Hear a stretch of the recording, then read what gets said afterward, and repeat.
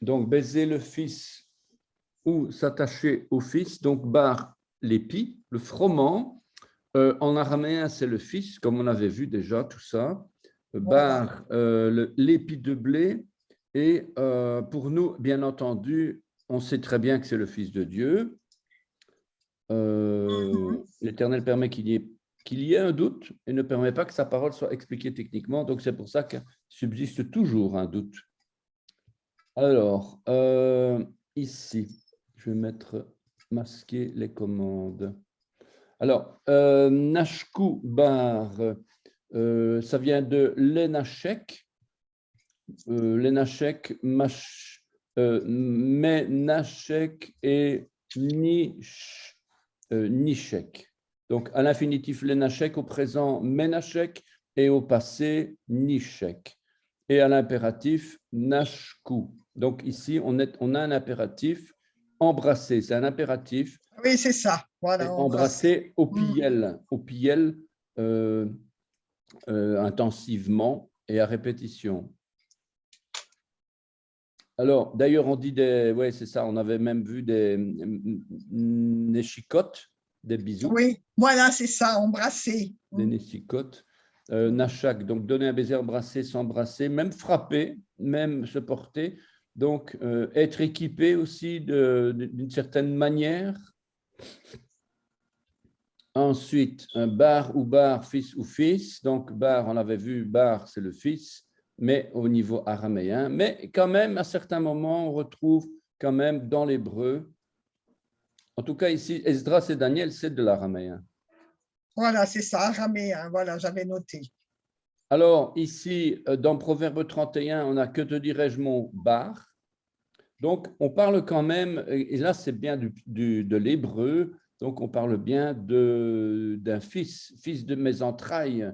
C'est quand même pas un épi de blé. On parle vraiment bien d'un fils. Que te dirais-je, mon fils, objet de mes voeux? Donc, maintenant, on pourrait peut-être retrouver l'origine du proverbe 31, verset 2, et on pourrait peut-être s'apercevoir historiquement que il y aurait quelque chose, peut-être que l'écrivain était araméen, peut-être, je ne sais pas. Mais nous, dans nos connaissances historiques, on sait bien que c'est Daniel et Esdras. C'est les deux livres qui sont écrits en araméen, tout le reste est de l'hébreu. Donc, voilà. Donc, mais je sais que dans les Strong, bar, c'est aussi de l'hébreu. Voilà. Et Jacques, ça a été écrit en araméen parce qu'ils étaient à Babylone?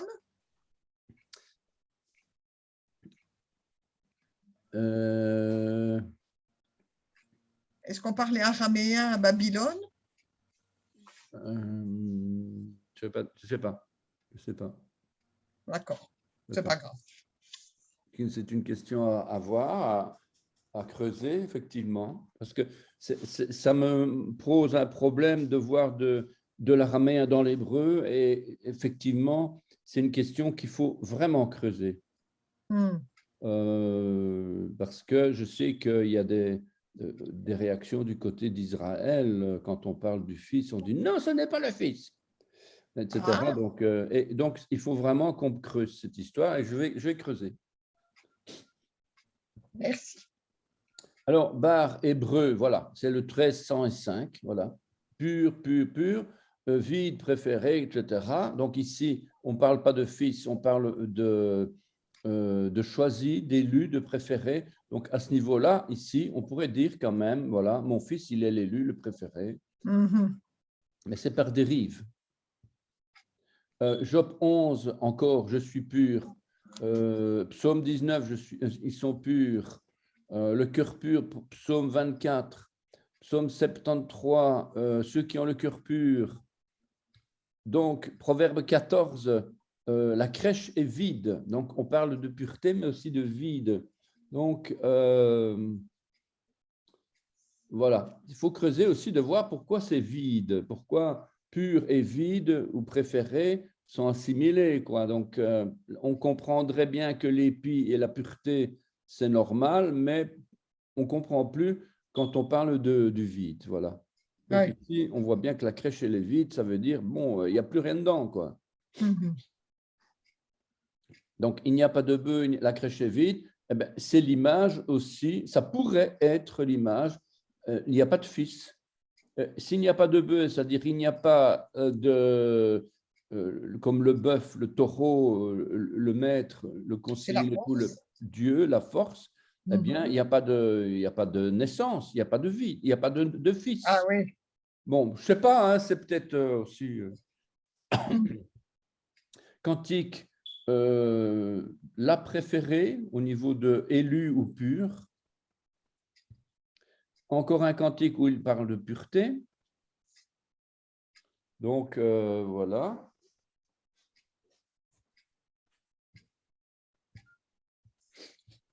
Si je vais trop vite, il faut me le dire. Hein. Oui, Parce oui, que c'est non, ça. enregistré. Hein. Voilà, le mot bar n'existe bien en hébreu, mais ne signifie pas fils. Bar, hébreu, donc avec kamatz ou patar, le sens de vanage. Et vient du verbe barar, dans le sens de vanage. Vaner. Exemple, ici, on ne sait pas le verbe, mais c'est le blé. Amas de blé, bar. Ah oui, d'accord. Ok. Bar araméen correspond au champ. Bouche. Mhm. Job 39, leurs petits prennent de la vigueur et grandissent en plein air, en plein champ. Ils s'éloignent et ne reviennent plus auprès d'elle. Psaume 65, 14, je l'ai écrit 2 fois. Les pâturages se couvrent de brebis et les vallées se revêtent de froment. Donc, on parle de froment. Les cris de joie et les chants retentissent. On voit ici que le psaume 65, écrit en hébreu par David, utilise un terme araméen, ce qui laissera penser en lisant entre les lignes que le texte veut dire les pâturages, c'est-à-dire les assemblées, se couvrent de brebis, des enfants d'Israël. Israël est assimilé à un troupeau de brebis. Et les vallées se revêtent de froment, c'est-à-dire des fils. Mm. Donc, on est quand même, on a beau dire que ce n'est pas le fils, mais on voit quand même très bien que plusieurs passages démontrent que c'est quand même des fils, quoi. Donc, c'est ça qu'on ne peut pas rejeter pleinement comme ça. Oui, non, c'est. Hein, donc, on sait que c'est très bien que Bar, c'est araméen et que Ben, c'est fils, mais voilà. Donc, ce n'est pas aussi clair que ça, quoi. Mm. Alors, quelle relation entre froment et fils? Yeshua est la manne venue du ciel, il est le pain descendu du ciel. Ça, je pense qu'on est tous d'accord. Tout à fait. Ouais, hein, c'est ça, quoi. Ben oui, et oui.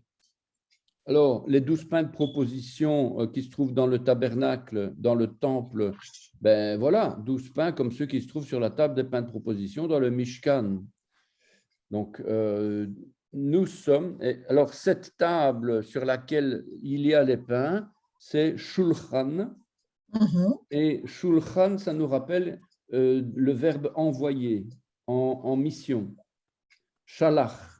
Ah, d'accord. Shalach, ça veut dire envoyer.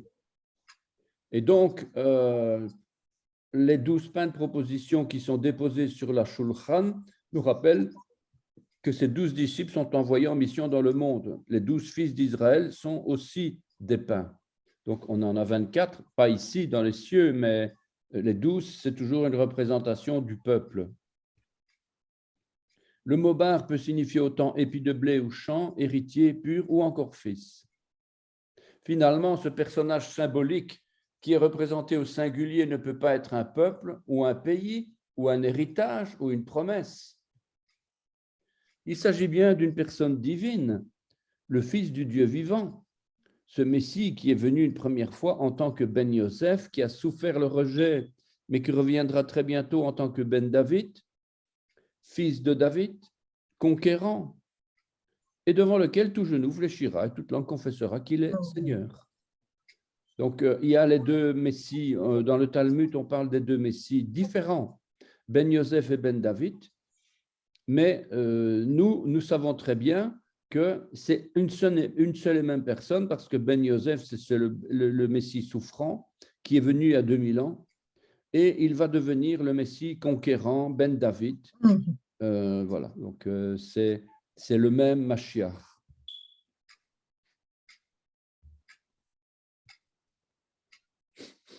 Donc ici, j'avais mis Romains 14, car il est écrit, je suis vivant, dit le Seigneur, tout genou fléchira devant moi et toute langue donnera gloire à Dieu. Ésaïe 45, 23, je le jure par moi-même, la vérité sort de ma bouche et ma parole ne sera point révoquée. Tout genou fléchira devant moi, toute langue jurera par moi. Et Philippiens, encore une fois, 2, 9 à 10. C'est pourquoi aussi Dieu l'a souverainement élevé et lui a donné le nom qui est au-dessus de tout nom, afin qu'au nom de Yeshua, tout genou fléchisse dans les cieux, sur la terre et sous la terre, et que toute langue confesse que Yeshua, Hamashiach, et Adonai, Seigneur, à la gloire de Dieu le Père. On parle bien de Yeshua et pas de Yehovah ou Yahvé ou Yehoshua, etc. Enfin, je le signale tout de même parce que, bon, je ne pense pas que Dieu n'entend pas les prières de celui qui dit Yehoshua, hein, mais Oui. bon, à partir du moment où on a la connaissance, il faut quand même être prudent, quoi. Et on dit toujours Yeshua HaMashiach, parce que moi je dis Yeshua Mashiach. Si on dit Yeshua Mashiach, c'est comme si on disait Jésus-Christ. Si on dit Yeshua HaMashiach, c'est Jésus le Christ. Ah oui, d'accord. Donc, c'est bon. Yeshua HaMashiach, c'est bon aussi. OK.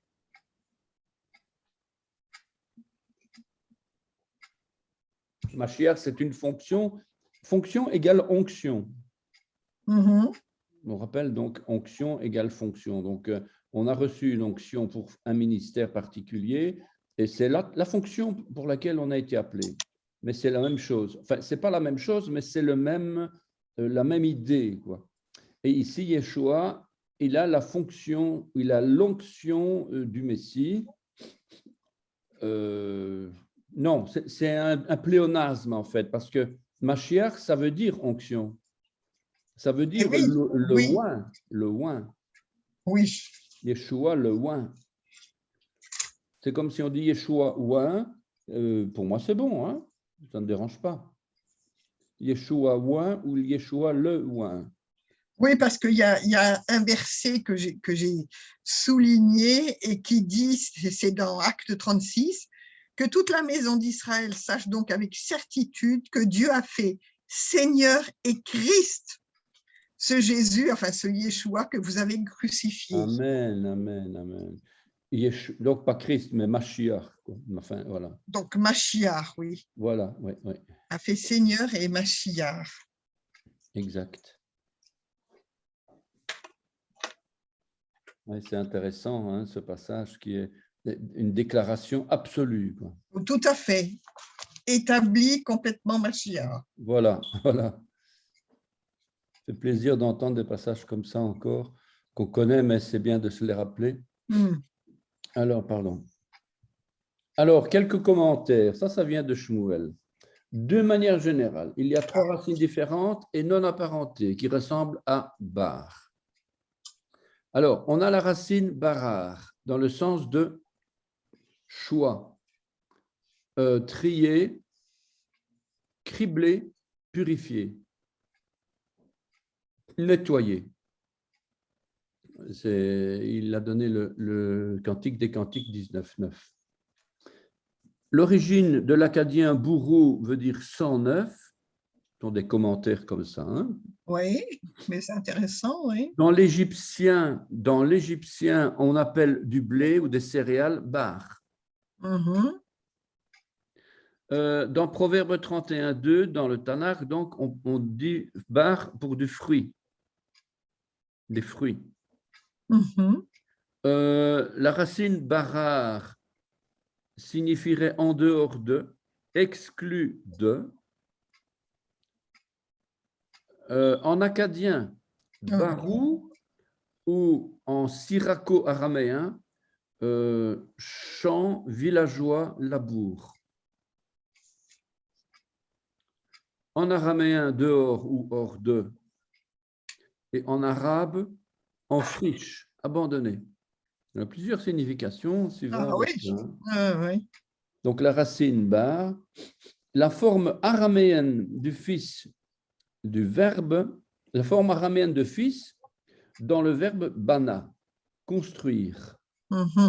Bana, construire. Parce que Ben, le fils, ça vient d'un verbe. Et le verbe, c'est construire, bana. Ah oui, d'accord. Le fils vient du verbe, ben vient de construire. Ça, je Oui. ne savais pas. Ouais. Et le fait de construire une nation, construire une postérité, le fruit qui va en découler, c'est Ben, c'est le fils. Ouais. Et donc le verbe, c'est bana.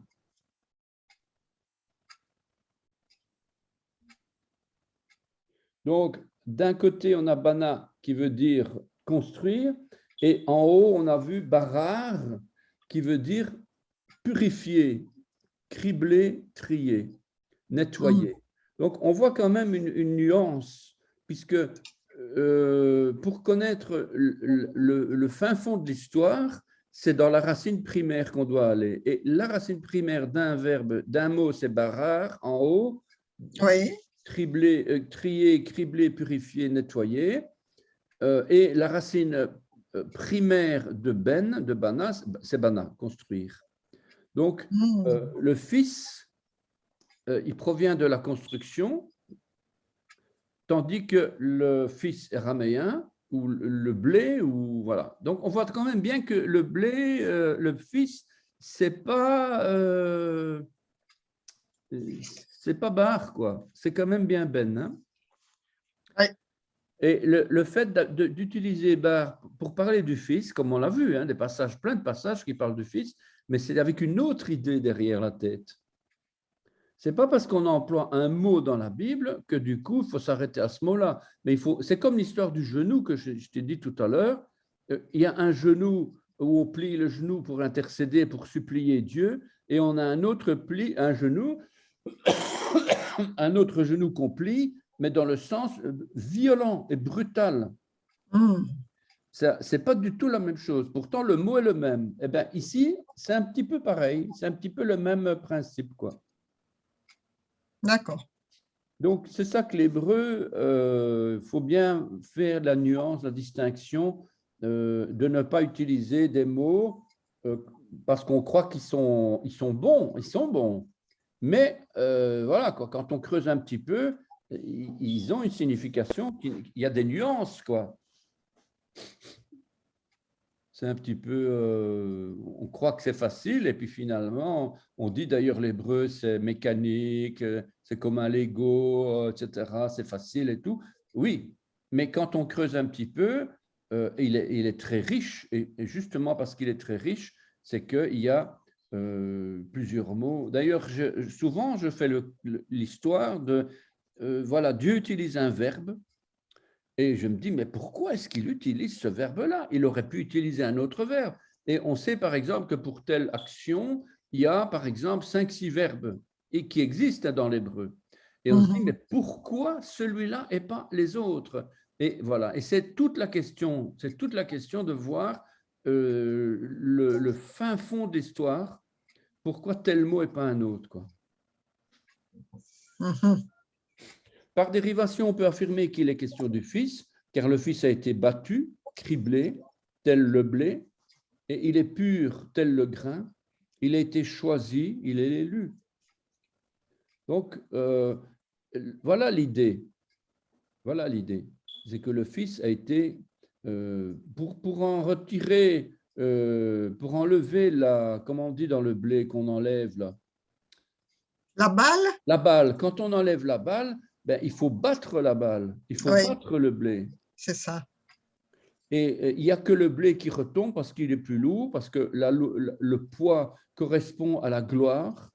Et donc, tout ce qui est lourd reste par terre, tandis que tout ce qui est léger, tout ce qui était trouvé léger devant Dieu est balayé. Donc, c'est un peu l'idée.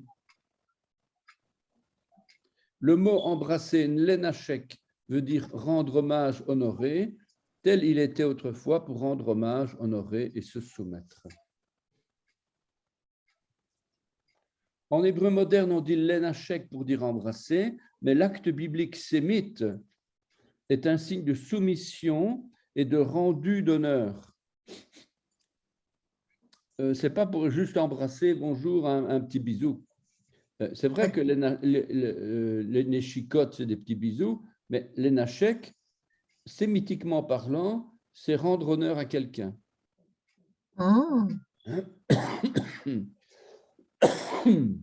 D'un feu, car le mot Neshek veut dire aussi une arme. Lorsque le feu était utilisé comme arme, les flèches enflammées de l'adversaire, donc on utilisait ce mot Neshek. Neshek, entre parenthèses, Nun le fils, Shin. Ah ouais, enfin, ils disent Nun le fils, l'héritier. Parce que normalement, Nun, c'est le poisson. Ici, ils disent Nun le fils, l'héritier, Shin, l'arme qui coupe, parce que Shin Shaddai, c'est la force, l'arme, les dents qui coupent, et Kouf, le soleil qui brûle, le cercle éternel. Ce n'est pas de moi que ça vient, donc j'ai repris l'info qu'on m'a envoyée, parce qu'en fait, c'est déjà de l'interprétation, parce que Nun, c'est le poisson, Shin, c'est la dent, et Kof, c'est l'imitateur, le singe. Donc, voilà, il y a… Oui, là, c'est une autre signification. Voilà, c'est une autre signification.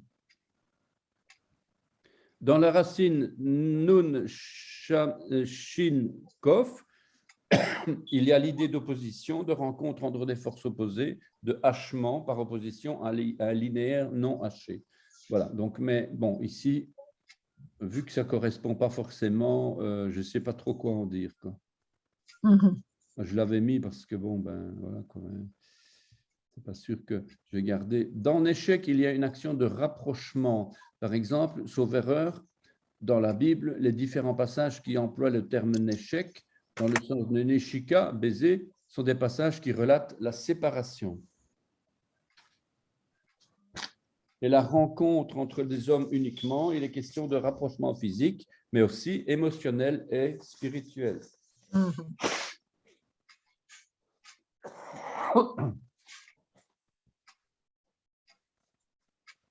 Chaque fois que je prends une douche ou quoi, j'éternue.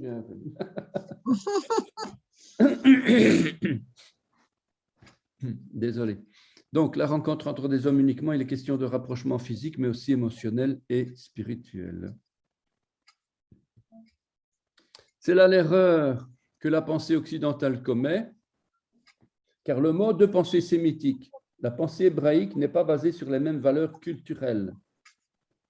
Là où l'Occident se réfère à une filiation humanisée au sens propre et figuré, fils-père, fils du père charnel, quoi. Hein.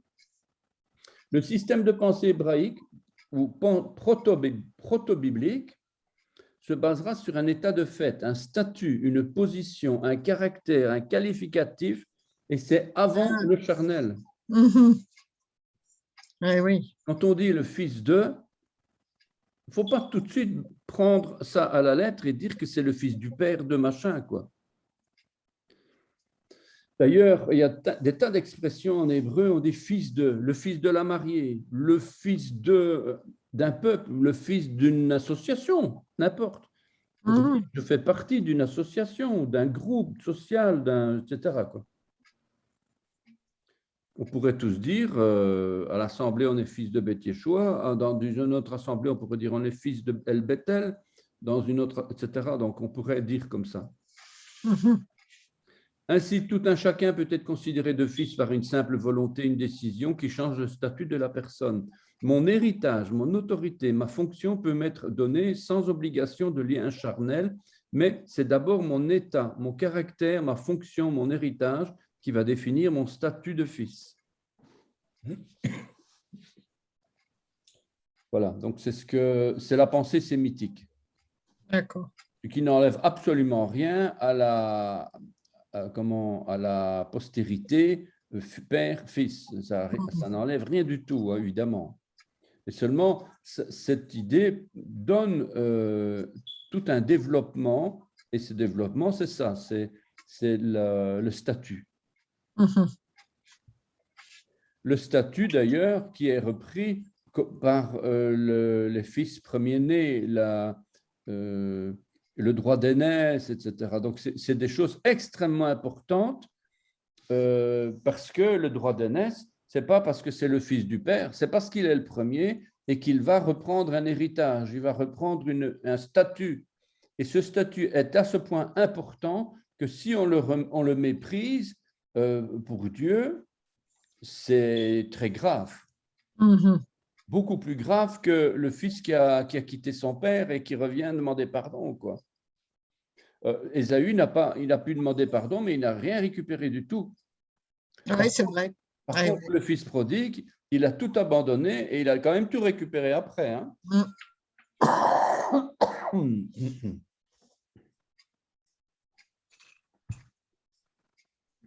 Voilà. Alors, baiser le fils de peur qui ne s'irrite et que vous ne périssiez. Ok. On a vu que dans certains cas, Bar, c'est le fils, mais c'est aussi épi de blé et élu.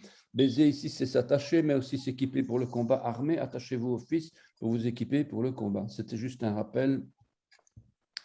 Voilà. Alors, Nashku Bar, voilà, c'est ce qu'on a vu, Nashku Bar, et puis Pen. Donc ici, Pen Yehenaf.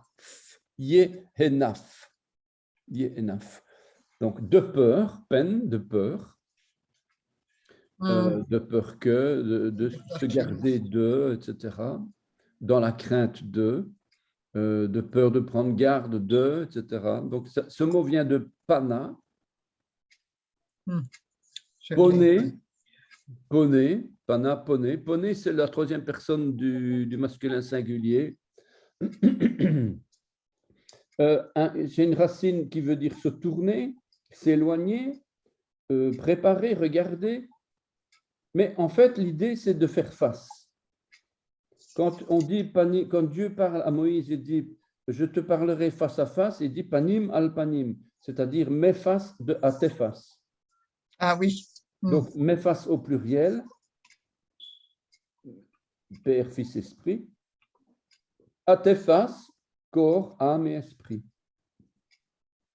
Donc, panim al panim, je te parlerai face à face, ou bien bouche à bouche.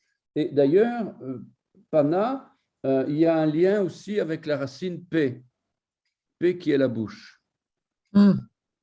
Enfin, ça, je vais déjà trop loin dans l'explication, mais voilà. Donc ici, pana, c'est donc faire face, mais ça veut dire aussi tourner, se retourner, tourner autour, tourner vers, s'approcher.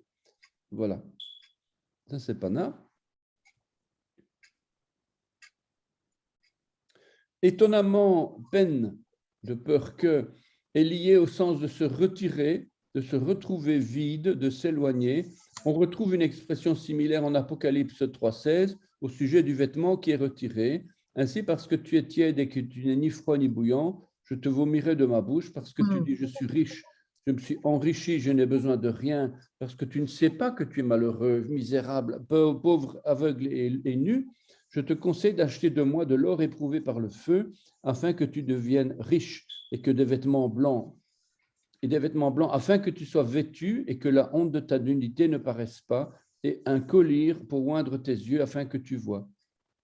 Garde-toi, nous dit Abraham dans Genèse 24, 6. Garde-toi d'y mener mon fils, donc peine.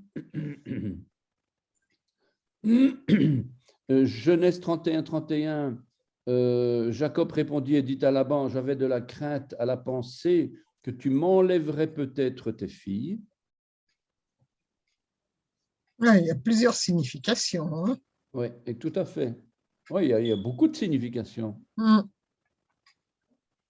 Genèse 42, 4, dans la crainte qu'il ne lui arrivât quelque malheur. Donc Jacob n'envoya point avec eux Benjamin, frère de Joseph, dans la crainte qu'il ne lui arrivât quelque malheur. Donc peine. L'expression de peur qu'il ne s'irrite va dans le même sens que ce qu'on a vu plus haut. C'est une allusion à de peur que le peuple ne soit rejeté devant la face de Dieu. Voilà, donc peine, c'est, donc je rappelle, de peur de, se garder de, peut-être dans la crainte, et ça vient de la racine pana qui veut dire se tourner, s'éloigner, préparer, regarder, se retirer, vider, retourner. Donc, alors, bon, de peur que, de crainte que, en fait, c'est lié au vide. Ah oui. C'est le vide, la peur du vide, la peur de la disparition. Quand on se détourne, quand on se retourne, quand on décline, le jour qui décline ici, voilà, c'est un petit peu l'idée c'est comme une négation, sans être une négation, mais voilà quoi. Donc, il y a, dans les négations d'ailleurs, il y a c'est quoi, comment encore? Il y a une négation qui parle de vide. Ein, yesh ein. Aussi, je crois qu'on va une fois en revenir là-dessus. Alors, yehenaf, donc de anaf, donc yé c'est un yiktol. Donc, anaf, une sirité, quoi, colère, et ça vient de af, souffler, aspirer, d'où être fâché, être en colère, s'irriter lorsque Dieu est en colère. En araméen, le mot anaf, c'est la face, le visage, le nez. Donc, il y a un lien direct entre le nez où on souffle. Quand on s'énerve, le taureau qui souffle de son nez, la tête de taureau, la aleph, et le af qui sort du nez, pour montrer vraiment que quand Dieu est en colère, on parle de son nez. On parle de ses narines. On parle vraiment des narines de Dieu. Voilà. Se prosterner, arrogance, qui vient de la racine primaire 599, anaf.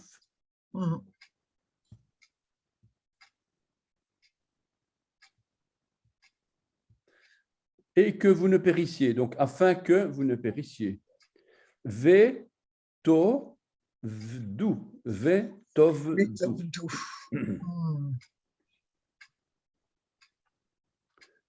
Et ça vient de avad ou abad. Abad, de périr, de mourir, être exterminé, détruire. Et on parle vraiment de jugement divin qui amène à la mort ici. Donc, avad, aleph, vet, dalet, avec un tav, donc de la deuxième personne du pluriel, et que vous ne périssiez, ve, tov, dou, donc voilà, troisième personne.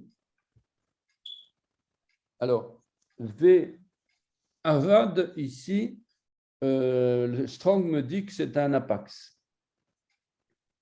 Il ne se retrouve qu'une seule fois dans la Bible. La suite des trois lettres Aleph, Bet, Dalet donne la mort. Apparemment, ce n'est pas logique, sauf que ce n'est qu'une suggestion. Si on regarde l'ordre des lettres, au début, on a la lettre Aleph, qui symbolise le puissant, le taureau du sacrifice, c'est-à-dire Dieu, qui est au début du mot Abad. Vient ensuite la bergerie, les brebis du troupeau, la lettre Bet. Ce n'est qu'à la fin qu'est reléguée la lettre Dalet, la porte. En principe, si on devait regarder à Dieu, on aurait dû, de préférence, commencer par Dalet. Il aurait dû avoir la Dalet au début du mot, quoi. Or, ici, le Dalet, il est mis à la fin. On va dans la bergerie par Dieu, mais sans la porte. Donc, ici, la porte, elle est après, elle est à la fin, ce qui n'est pas du tout normal dans le sens prophétique, prophético, je ne sais pas comment on peut dire, quoi. L'ordre d'apparition des lettres, ici, ce n'est pas normal si on doit considérer ça comme donnant la vie. Donc, c'est pour ça, justement, que ce verbe signifie la mort. Ah, oui, d'accord. Dabar, par exemple, voilà, le Dalet est au début, quoi. Oui. Maintenant, ils vont me dire, ouais, mais bon, c'est pas tout à fait ça, c'est peut-être pas ça. Ok. N'empêche que je trouve, comme par hasard, Aleph, Bet, Dalet, un mot qui commence par Aleph, et puis en plus il y a le Bet après, je me dis, comment est-ce possible qu'on meure, quoi? Eh bien oui, parce que le Dalet est à la fin. Bon, c'est une interprétation, bien sûr, mais C'est intéressant. je trouve quoi, je Ouais. trouve que, voilà. Ah En oui. plus, Dieu, il a tellement été prudent avec ce mot-là qu'il est là qu'une seule fois. Ouais, c'est ça. Mhm. Quelque part, on va dire, bon, c'est pas important. Un mot qui se trouve qu'une seule fois, en plus un impact, c'est pas un mot important. Eh bien, je dis au contraire. Justement, il est important de bien comprendre la mort, elle est tellement rare, tellement unique que Dieu, il veut pas en parler, mais pourtant, parfois, il faut en parler. Eh bien, il en parle. Et que vous ne périssiez, c'est la mort éternelle. Ici, dans ce verset, en tout cas, c'est la mort éternelle. La preuve que c'est éternel, c'est parce que c'est justement un apax. S'il n'y Mhm. avait pas été un apax, qu'on aurait parlé de mot, la mort, voilà, que vous ne mourriez, vetomutu,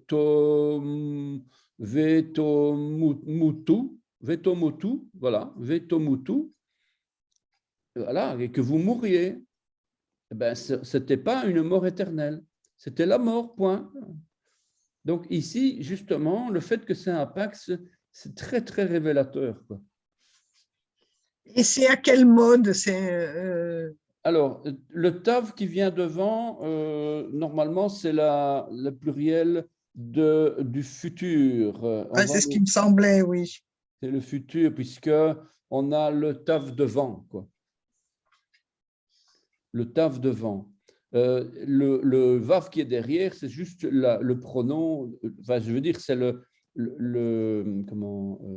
la conjugaison de la troisième personne, de la Parce, deuxième personne. parce que le VAV de vent, c'est pas un VAV conversif, si? Ah, ça, je ne sais pas, c'est un et. C'est un Ah, et. c'est un et. Oui, d'accord. Est-ce que c'est un vav conversif? Attends un petit peu. Je vais pas vérifier, tiens. Parce que j'ai écouté tout l'enseignement de Jacques Collant sur le VAV. Mais bon, ça, c'est autre chose. Ça sera une autre fois. Je vais aller vérifier. Je vais aller vérifier. Donc, c'est psaume. Psaume 12.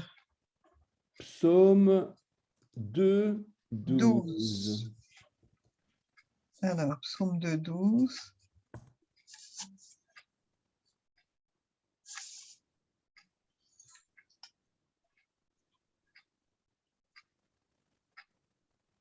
Oui, en tout cas, c'est un vaïktol, c'est sûr.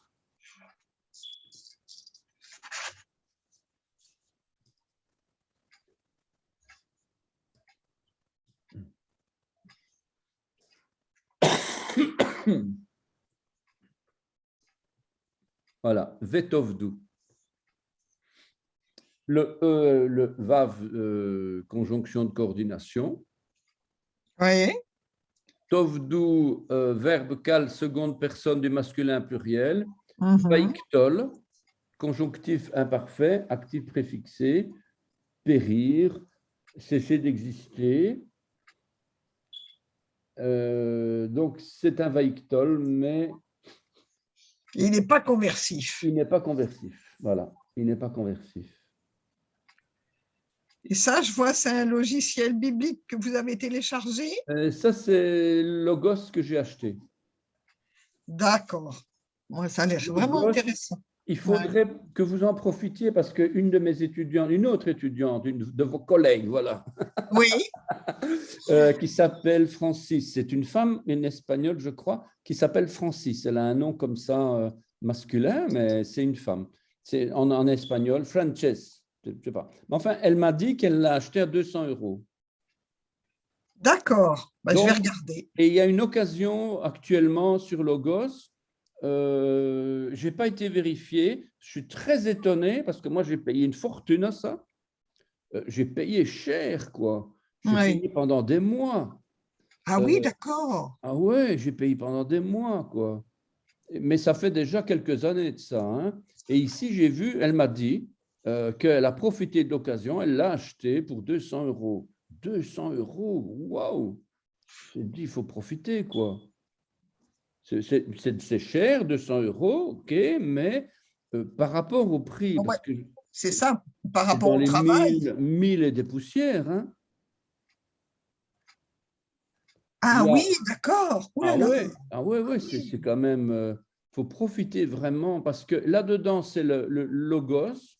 Ensuite, c'est le français, le pack clé premier, ça s'appelle.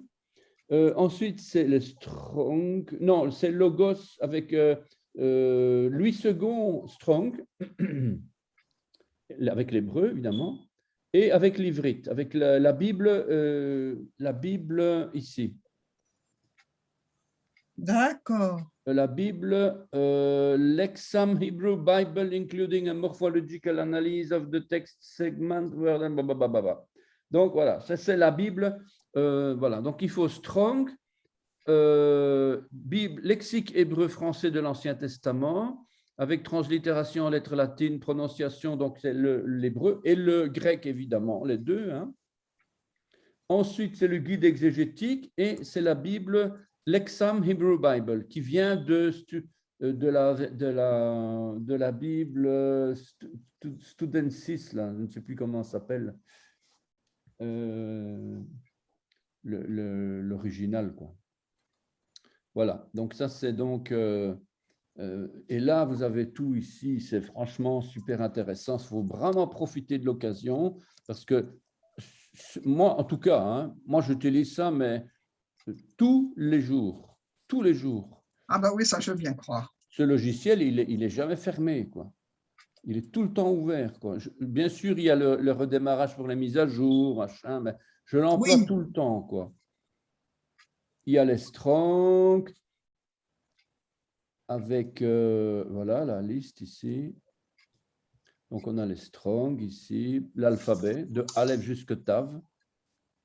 Tout est là, avec voilà, avec les racines, voilà. Racines primaires. On a la Bible en français, évidemment. Ça, et oui, bien sûr. la Bible en français, avec en dessous, comment ils appellent ça c'est comme un, tous les détails. Voilà, je clique à Aaron. Ben, il est là, en fait. Aaron, parle à Aaron. Voilà, la phrase, elle est ici. Donc, j'avance, voilà. J'ai pris, voilà. J'ai pris les Lévites et non, je les ai donnés, voilà. Donc, tout est là. Et notre strong, c'est le numéro H, hébreu. D'accord. Ah, Kadav. je vois Noël, 25% de réduction. Ah, il faut vraiment que vous puissiez profiter, si vous avez l'occasion, si vous êtes souvent dans la Bible, Ah, mais oui, j'y suis tout le profitez-en, temps. quoi. J'y suis tout le temps. Ah, parce que c'est pas que l'hébreu, hein, vous avez le grec aussi, quoi. Hein. Alors, il y a plusieurs prix. Il y a le prix découverte, le prix bronze, le prix argent, le prix or. Donc, le prix or est à 1037 €. Sinon, ça commence à 142. Oui, voilà. Après, 362. Maintenant, je ne sais pas quelle différence il y a entre tout ça. C'est ça que, à mon avis, c'est tout ce que vous achetez en plus. Parce que ici, Logos, c'est américain, ce qui veut dire qu'il y a énormément de lectures en anglais. Ah oui, alors moi, je ne lis pas l'anglais. Voilà. Donc, qu'est-ce que vous avez besoin? Vous avez besoin de l'application Logos, c'est un. Oui. Deuxièmement, vous avez besoin du pack clé première, c'est le français, avec en plus les strong Oui, ben oui. Et oui. et l'hébreu. Voilà, l'hébreu. Bon, ben, je regarderai ça. Donc, voilà. Donc, même si Strong a quelques petites faiblesses par rapport à un juif qui va dans son dictionnaire, moi, quand je suis avec Shmuel, il me dit des trucs, ben, on voit que c'est un juif, quoi, parce que franchement, il parle couramment et il va tout de suite trouver un mot pour expliquer ce que Strong ne donne pas. Et oui, bien sûr. Et c'est simplement parce qu'il est natif. Et oui. Et nous, on n'est pas natif, donc forcément, on a déjà des bons outils. C'est un outil vraiment merveilleux, je trouve. Donc, voilà, quoi. D'accord. OK, donc je reprends. Merci. On a encore bien un petit quart d'heure. Voilà.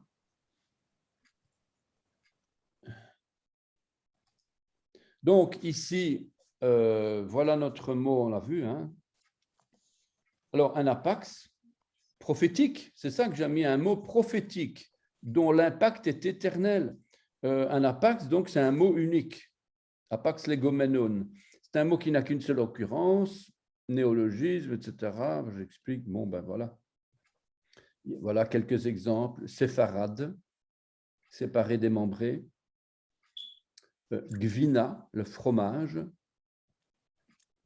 Voilà, des Oui. exemples d'Apax. Mais bon, alors ici, voilà, par exemple, ici, séfarade, eh bien, c'est un Apax, dans Abdias 1.20.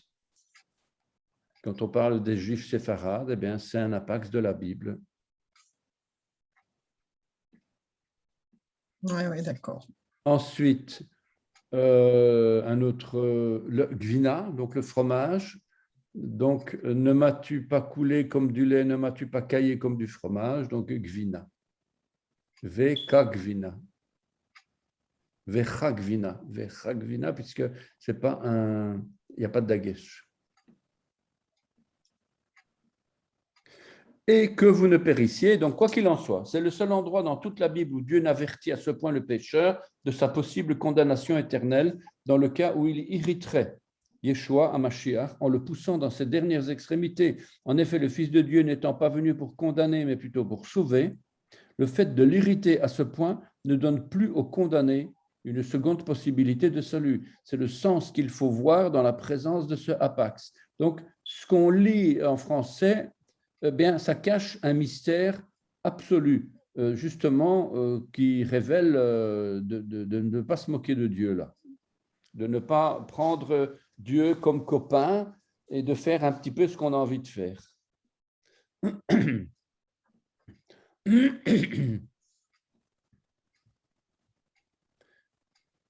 Et que vous ne périssiez dans une habitude. Derrière, oui, on dirait chemin. chemin, mais c'est pas. Ah oui, voilà, d'accord. Ah oui, oui, le chemin, c'est Oui. un mode de vie, un mode de vie. D'accord. Un chemin, c'est choisir une façon de vivre, une direction, une habitude, un Ah, cours de la vie, et c'est même un caractère moral. Donc, quand Yeshua dit « je suis le chemin », c'est pas uniquement l'endroit par lequel on doit passer pour être sauvé, mais c'est aussi adopter sa manière de vivre. ah oui, c'est vrai. Ça, j'avais pas vu ça comme ça. Très intéressant. Ah ouais. Ah oui, oui, oui. Et puis c'est vrai, donc c'est tout à fait Et c'est logique. tout à fait vrai. Eh oui. Ah oui. Quand vous l'expliquez, oui, oui, c'est tout à fait. Quand tu l'expliques plutôt, c'est tout à fait logique. Super. Le chemin, la voie, la direction à suivre ou un usage, c'est-à-dire un mode de vie, une manière de vivre, c'est ce que veut donner ce psaume. Un exemple ici, Genèse 19:31, l'aîné dit à la plus jeune, notre père est vieux, et il n'y a point d'homme dans la contrée pour venir vers nous, selon l'usage de tous les pays. Ah oui, derrière. Ah oui, oui, oui. Ça laisserait sous-entendre que dans les autres pays, bon, on va croire que l'usage, c'est qu'un homme va avec une femme pour avoir des enfants. On ne parle pas d'usage parce que ça, c'est la nature. Tandis que, comme elle l'explique ici, c'est que dans les pays dont elle parle, c'est l'inceste connu de tout le monde. C'est comme ça, les gens vivent avec l'inceste. Comme dans les pays arabes, on vit par l'inceste. Il y a énormément de malformations, de problèmes de santé, tout ça, à cause des consanguinités, parce que c'est l'usage de ces pays-là, de vivre dans l'inceste, et d'aller avec les enfants, d'aller avec ses propres enfants. Et voilà, et c'est ce qu'elle dit. Notre Père est vieux, il n'y a point d'homme dans la contrée pour venir vers nous selon l'usage. Bien sûr, d'hommes, des hommes, tout simplement, mais elle ne dit pas il n'y a point de père pour aller vers la fille. Elle ne va pas le dire, mais le fait de parler d'un usage, d'un derer, c'est bien un mode de vie. Et avoir un enfant avec une femme, ce n'est pas un mode de vie, c'est la nature. Or, ce qu'elle dit ici, c'est bien autre chose que la nature. Oui, c'est des pratiques. Ouais. C'est des pratiques, voilà. Genèse 24, 27, un autre cas, en disant « Béni soit l'Éternel, le Dieu de mon Seigneur Abraham, qui n'a pas renoncé à sa miséricorde et à sa fidélité envers mon Seigneur. Moi-même, l'Éternel m'a conduit à la maison des frères de mon Seigneur. » Donc là, on parle d'un chemin normal. Oui. Bien sûr, en creusant un petit peu, l'Éternel m'a conduit, m'a fait changer de mode de vie peut-être, à la maison, à la bergerie, de la Keïla, de mon Adonai, de mon Seigneur. Donc, quand on rentre dans une église, quelque part, on change de mode de vie, de préférence. Ah ben oui. Sinon, on ne va pas dans une église, quoi. Ou alors, on va comme visiteur, mais on n'adopte pas du tout les mœurs de l'église. Or, l'idée justement d'une église, par définition, c'est de former les gens qui viennent pour la première fois à changer de mode de vie. Normalement, c'est ça une église, c'est à ça que ça sert quelque part, quoi. Ouais.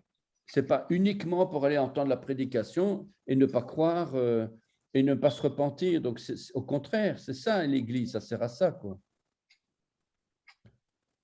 Ce mot vient de la racine darach, qui veut dire sortir, marcher, fouler, écraser, tirer, suivre, bander. Donc, quand Yeshua dit « je suis le chemin », eh bien, en effet, il a été pressé avec une presse à Gatsamani. Il a été un archer parce qu'il a tendu les flèches vers l'ennemi. Voilà. On a foulé aux pieds Yeshua. Il a été foulé aux pieds. Donc, voilà, c'est un petit peu l'idée. Quand il est sorti du Père, parce qu'il est sorti, et c'est Darach. Oui. Mais sortir, c'est etse, donc c'est un petit peu autre chose aussi. Hein, mais voilà, quand il est sorti, il a été foulé, il a été écrasé. Donc, il n'est pas sorti pour se faire plaisir. Au contraire, il est sorti pour donner la vie et pour souffrir. Et il a été pressé au fou. Et pourquoi est-ce qu'il a été foulé avec une presse? Ben justement, pour que, comme l'idée de Gatsamani, c'est le pressoir à huile, c'est là où justement l'huile représente le Saint-Esprit. Mais pour qu'on puisse avoir le Saint-Esprit, il fallait d'abord presser Yeshua, quoi. Ouais, c'est ça. C'est un chemin ou c'est le chemin? En tant que fils de Dieu, Yeshua est un chemin divin, et en tant que fils de l'homme, Yeshua est un chemin humain. Le mot derer n'a pas d'article. S'il s'agissait d'un chemin clair et précis, on aurait eu ha-derer. Il s'agit donc ici d'un chemin comme un autre, une mauvaise habitude, une mauvaise voie. Il faut que ce chemin commun devienne le chemin. Et comment? En regardant la racine du mot. Le chemin, c'est sortir du Père. Quand Yeshua dit qu'il est sorti du Père, c'est à ce moment-là qu'il est devenu le chemin. Voilà, donc Balaam, il dit ça dans Nombre 24, 17, malgré qu'il soit un faux prophète, il a quand même reçu de Dieu une révélation à propos d'Israël, que c'est un astre qui sort, de Yeshua, que c'est un astre qui sort de Jacob. Et Darach sort. Un sceptre s'élève d'Israël, il perce les flancs de Moab et il abat tous les enfants de Seth, donc un astre. Le fait de sortir est assimilé à un chemin. Lorsque Yeshua a quitté le ciel, il est devenu le chemin. Oui. Je suis un petit peu compliqué, il faut dire.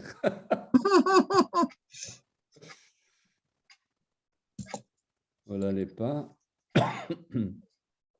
En hébreu, toutes les racines donnent la vie au mot. Quand Yeshua dit « je suis le chemin », il pose la question « à votre avis, d'où est-ce que je viens ?» Et d'où vient Yeshua? Qu'est-ce qui a fait que Yeshua est devenu le chemin?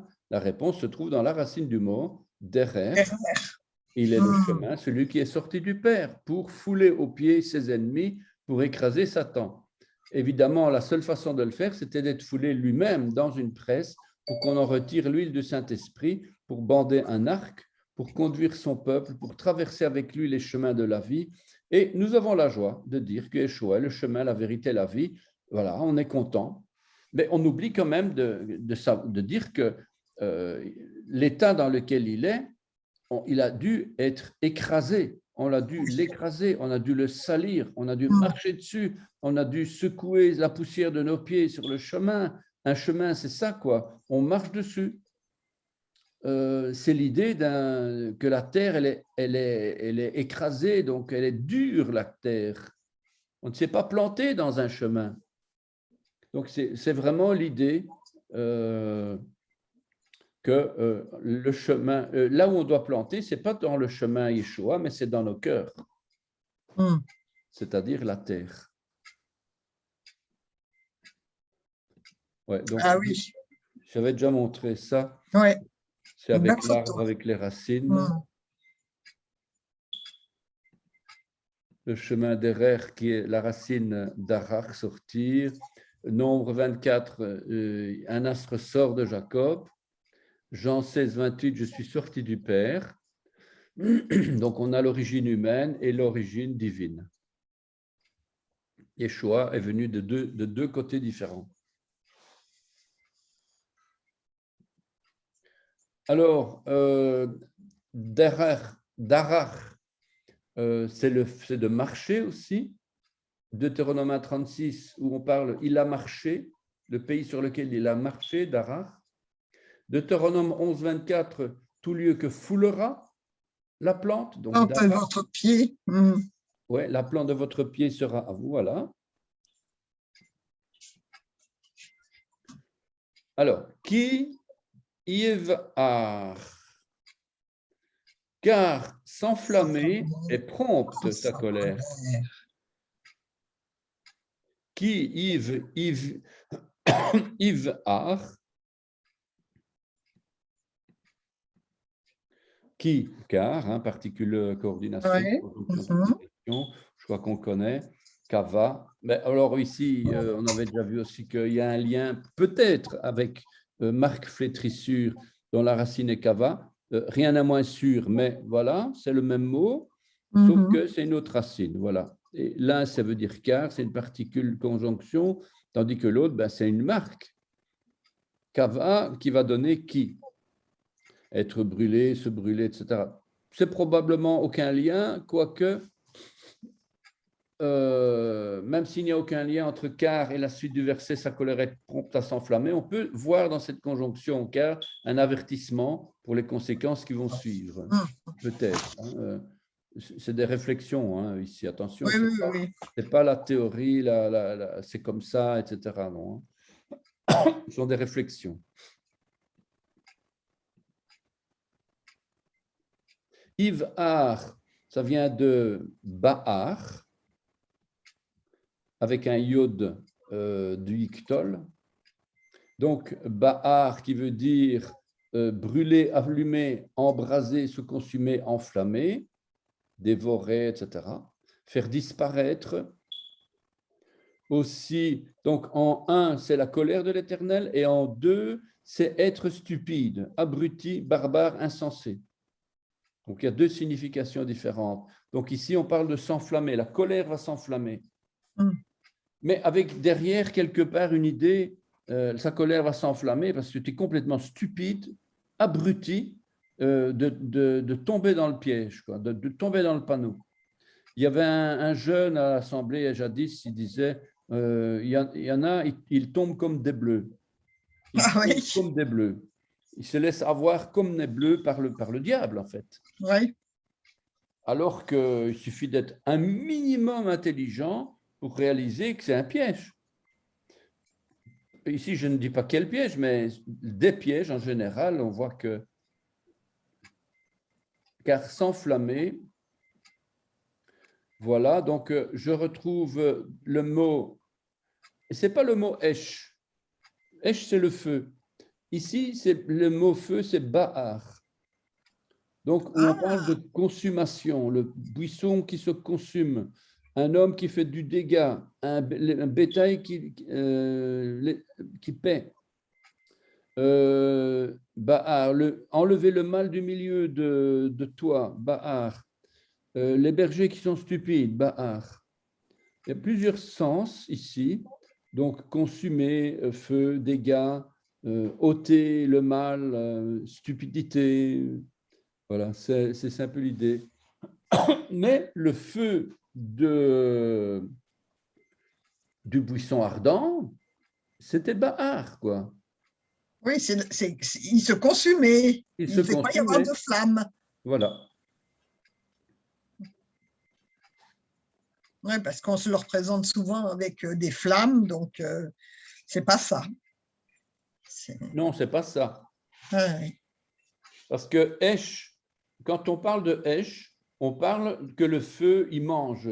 C'est comme s'il mangeait. Mhm. Achal, c'est manger, manger du steak, manger de la viande. Eh bien, le feu, il mange. Donc, ici, on ne parle pas de Esh. Ici, c'est Baar, c'est un autre feu. Donc, mais on parle de ce qui ne se consumait pas. Donc, Oui. c'est une autre idée, en fait. Alors, qui y a Ivar, mais at apo. Mais at apo. Donc, ici, mais at. Mais at qui vient de donc peu, un peu, petit nombre, moindre, faible, un moment, un instant, prompt. Et justement, ce qui est intéressant ici, mais at, c'est dans le sens de un instant, un moment. Ah oui. Donc, la colère de Dieu est prompte à s'enflammer, prompte dans le sens brutalement, mais très courtement. Un moment, un instant, bien vite, prompt, Ouais. peu de temps. Nous, quand on se met en colère, les hommes, on ne parvient plus à s'arrêter. C'est vrai. Et ça va jusqu'au meurtre et jusqu'aux guerres.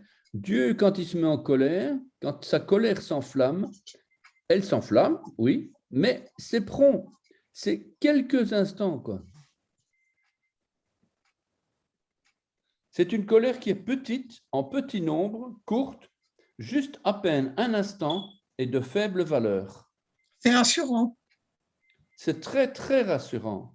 Mhm. On a un Dieu miséricordieux.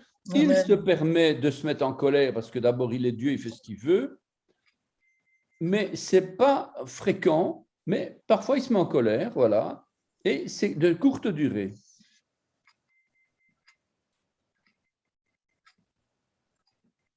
On a la joie de voir comment il est Dieu, quoi, quand on apprend des choses comme ça. Ah oui, ah oui. Mhm.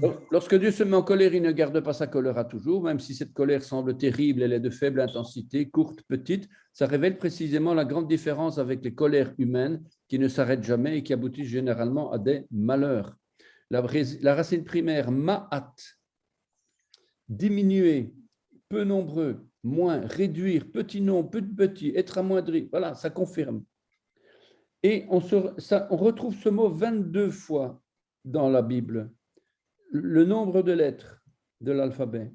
Mhm. Ah oui. Cette colère, être ou devenir petit, être petit peu, être être diminué, moindre, démontre l'humilité. Pour être en colère comme Dieu le veut, il faut une colère humble et non basée sur une fierté mal placée. Voilà.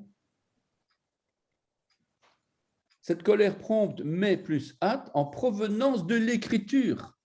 Mais plus hâte, mais hâte, donc la colère, mais hâte, lié aussi à ma'ot, un adjectif passif aiguisé, enveloppé, enroulé, saisi, diminué, aiguisé. Dieu s'enroule de son vêtement. Ce mot est aussi lié à ma'até, le vêtement, l'enveloppe.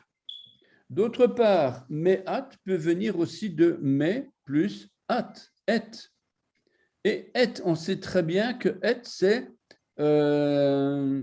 comment est-ce que je vais dire, je vais lire, mais et. Donc, et, c'est se jeter, la plume, le burin, le stylet avec lequel on va écrire une pointe de diamant. Mais at nous rappelle l'esprit aiguisé et affilé de Dieu avec mais plus at.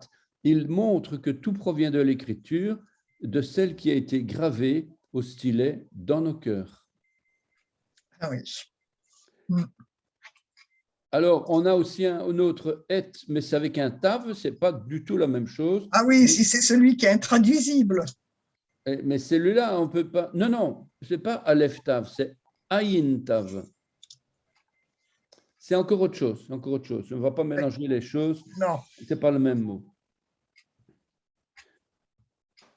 Heureux tous ceux qui se confient en lui. Et on termine donc ici. Ashrei kol ose bo. Bo ou vo. Achar, donc heureux. Asher. Oui. Heureux, même racine que la tribu Asher. Tribu Asher qui était celle qui allait chercher l'huile. Donc, avec l'huile pour le chandelier. D'ailleurs, c'est la tribu qui avait les pieds dans l'huile. Ashrei, heureux est la tribu de Asher. Ça, on avait déjà vu ça, je crois. Oui, on a vu. Oui, oui, oui, on l'a vu avec le psaume 1. Heureux, lien entre le pain et l'huile. Non, le nom de Asher. La tribu d'Asher était celle qui devait approvisionner le temple en huile pour le chandelier et la nourriture pour les rois. Donc, Deutéronome 33, 24 et Genèse 49, 20. On avait déjà vu, mais c'est juste pour rappeler. Voilà, l'huile. Ouais, elle est jolie, cette photo. Ah oui, elle est magnifique. Hein. Sont des belles. On voit vraiment l'huile qui est coulée sur la tête et normalement sur les vêtements aussi. Non seulement c'est symbolique, prophétique, mais en plus l'idée de vêtements qu'on ne sait plus revoir le vêtement parce qu'ils sont foutus quoi. Quand on a de l'huile dessus, essaie un peu de l'enlever après. C'est pas possible quoi. Enfin, ça, à moins d'avoir une machine à laver. À l'époque, l'onction désigne l'action d'oindre, c'est-à-dire de répandre de l'huile sur une personne ou sur un objet. On trouve dans la Bible une fois l'expression « fils de l'huile ». Voilà, le fils, Ben, pour désigner les oins de l'Éternel. Encore une expression avec le Ben. Zacharie 4, 14. L'huile est le symbole de l'Esprit de Dieu et de sa puissance. Tous ceux, donc, kol, tous, ça vient de kalal, parfait, complétude, on avait déjà vu ça aussi. Kalal qui est la même, il y a des liens avec la kala, l'épouse, la fiancée. Kol, tous ceux qui sont considérés par Dieu comme la plénitude des gentils, c'est la perfection, c'est comme une couronne sur la tête de l'épouse du Mashiach, c'est l'aboutissement auquel le psaume 2 voulait arriver, justement, c'est d'être une épouse, mais en tout cas ici, de se confier. José. José qui vient de chassa, refuge, se réfugier, abri, se confier, chercher refuge. On a ça dans Ruth, par exemple, se réfugier sous les ailes de Dieu. 2 Samuel 22, 3, trouver un abri, chassa, un abri.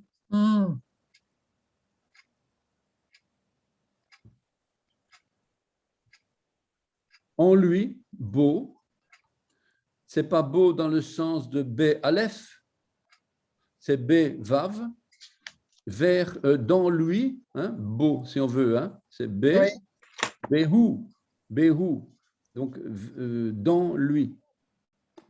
Et ici, Hu pour les hommes et Hi pour les femmes. Donc voilà, c'est un nom primaire, celui-là, etc. Donc il, elle, et Behu, donc dans, en lui. Voilà, donc on a terminé le psaume 2. Et on prendra la semaine prochaine le psaume 3. On prendra le psaume 3. On prendra le psaume 3, c'est des merveilles absolues tout à fait. De la parole de Dieu. Tout à fait, tout à Et fait. je trouve que c'est bien de le faire un lundi matin. Bon, moi, ça me va. Pour commencer la semaine, c'est quand même pas mal, je trouve. Oui, oui, oui, c'est pas mal. Et puis, oui. Et puis là, cette année, je vais particulièrement travailler l'hébreu. Amen, amen. L'année qui vient. Je vais vous envoyer dès que possible, mais normalement, c'est sur le nouveau site. Le psaume 1, le psaume 2, tout ça, je fais un verset par cours. Oui, je l'ai fait court. Le court, je l'ai fait court. Et d'accord. donc, le cours, normalement, je l'ai ici, c'est un document qui fait 15 pages, 20 pages, je ne sais pas, mais je le redécoupe pour mettre sur le site et chaque fois, ce sera un verset par cours. Et il y a quand même 3-4 pages hein, pour un verset. Donc, Ah oui, quand même. ah oui, oui, oui. Donc, il y a de quoi dire. Hein. Oui, parce que là, j'ai téléchargé.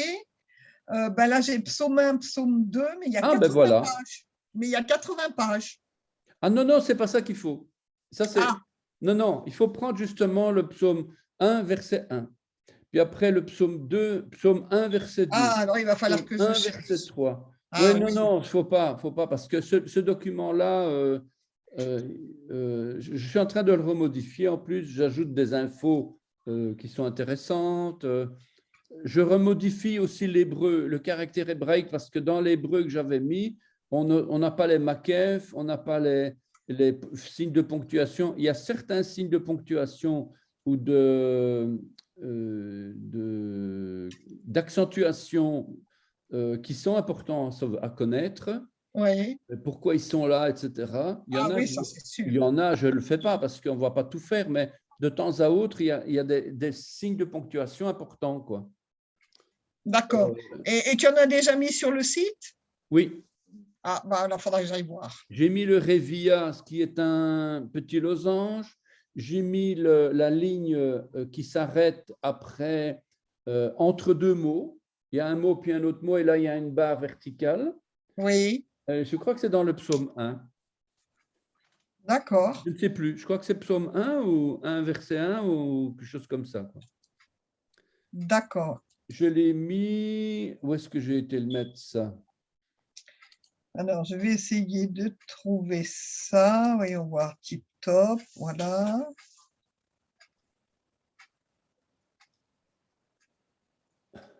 Alors, après, je vais sur, voilà, ça. Non, ça, c'est la paracha. C'est pas ça, c'est ça. Ah non. Je vais voir si c'est pas psaume 1, verset 1.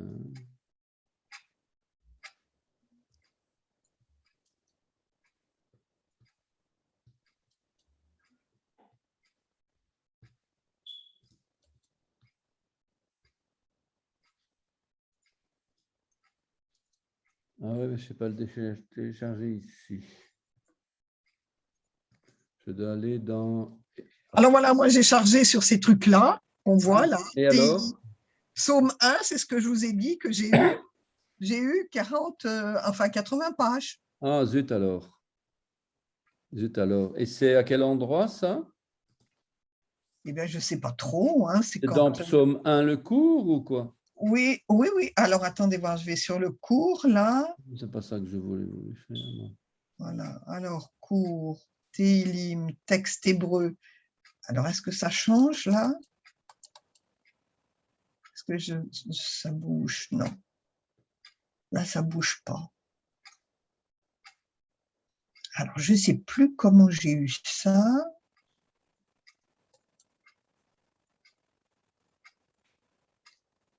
Non, là, c'est les devoirs. Donc, c'est pas ça.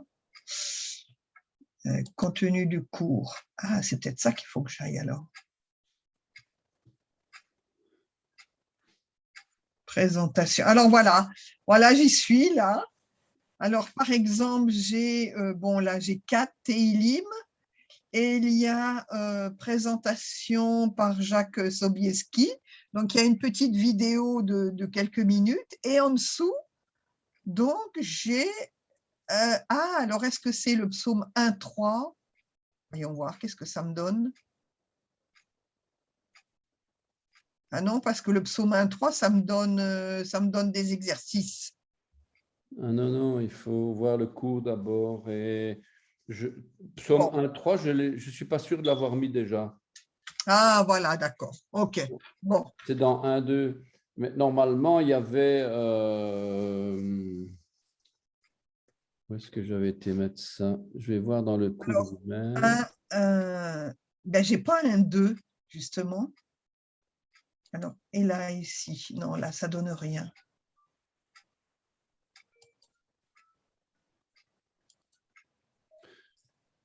Voilà, je vais le montrer ici. Je vais le montrer comme ça. Je vais prendre en photo, comme ça, Ouais, après je voilà. chercherai. Voilà. Voilà. Donc, c'est dans le psaume 1, verset 1. Ashrei Oui, Aish Asher Lo Halach Ba'atzat Reshaim Uv Derech Chataim Lo Amad Uv Moshav Letzim Lo Yashav. Et voilà Ashrei Aish Asher. Donc, oui, Ashrei Aish Asher Lo Halach.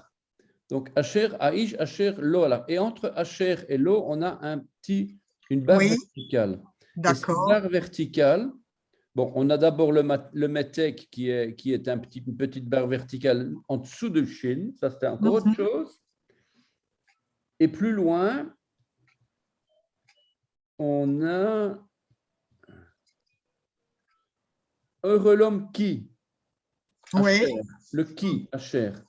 Et là, on a, voilà, c'est ce qu'on appelle un Pessic.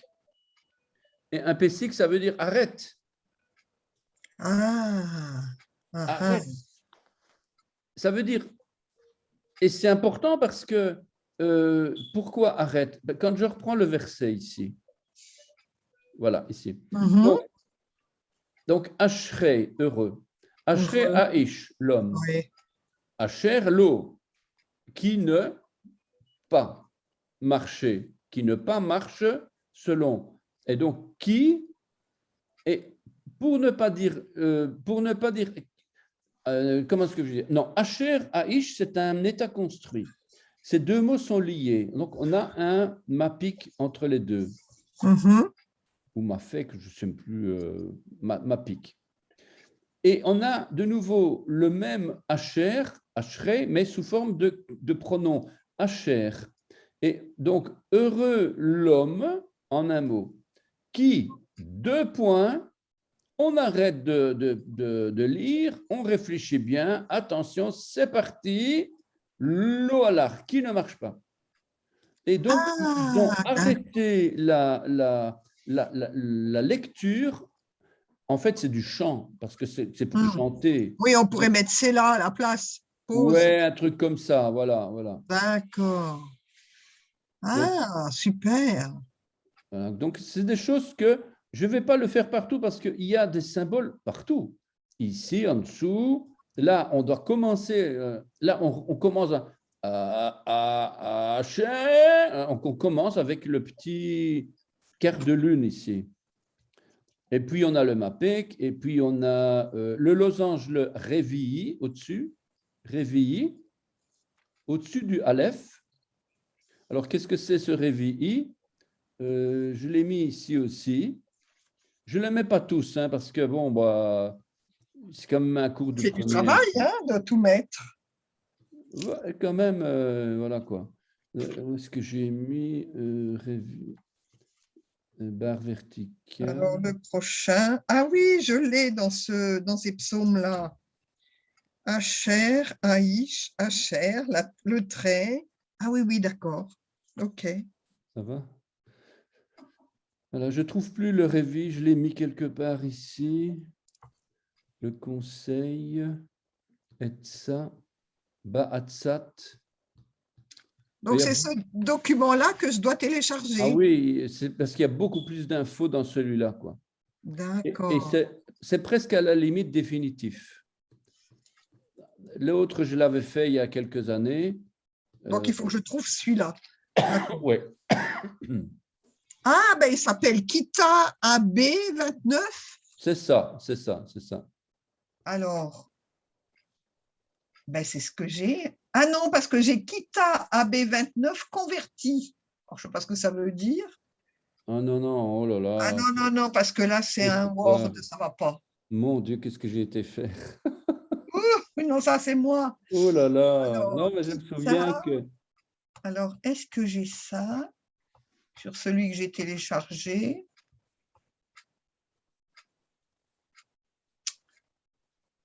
Ah non, j'ai pas ça, donc c'est pas le bon que j'ai téléchargé. Ça veut dire donc qu'il y a des vieux documents en ligne alors, c'est ça? Ben, j'ose pas dire que c'est un vieux document parce que pour moi, c'est super, mais c'est pas du tout ça c'est pas ça que j'ai chargé. Ah J'ai oui, chargé, alors c'est pourtant marqué Kita AB29A et c'est Teilim 1 et 2. oui, c'est Et j'ai ça. 80 pages. Oui, donc ça, c'est le tout premier document qui est d'ailleurs incomplet. À la fin, c'est rempli. Tout à la fin, tout à la fin.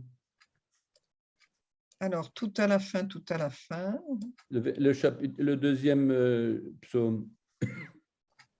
Oui, oui, oui, il est rempli. Oui, oui, oui. Bah oui, puisque j'ai. Ouais, ouais. Tiens, Ouais, à la page 79, ça s'arrête. ah, voilà. Qu'est-ce que j'ai été faire ici? Ok, bon, enfin, ça va. Je vais regarder. Bon, j'essayerai d'y retourner. J'attendrai quelques jours. Et puis, j'y retournerai. Et j'ai trouvé la même chose pour le 3 et 4. Pour le 3 et 4, oui. Oui. Je les avais imprimés, enfin, je les avais édités sur Internet, mais c'est très, très cher. Hein. Très cher, Ah oui. relié, tout avec une couverture plastifiée. Bon, Oula, oui, en c'est beau et effet. tout, hein, mais ça ne sert à rien parce qu'à chaque fois qu'on trouve une nouvelle, des choses intéressantes, on doit rajouter, donc le document n'est plus valable. Il faudrait faire version 6, 7, 8, 9, etc. Donc, voilà. En plus, sur Internet, personne ne lit. Oui, c'est un peu plus compliqué pour lire sur Internet, oui. Là, c'est le psaume 2. Ah non, non, non, c'est pas. Ah oui, parce que j'ai téléchargé un autre document, mais première partie lecture biblique. Et voyons voir celui-là. C'est aussi le psaume 1, mais il y a d'autres informations, mais je n'ai pas ces traits, non, ils n'y sont pas. Oui.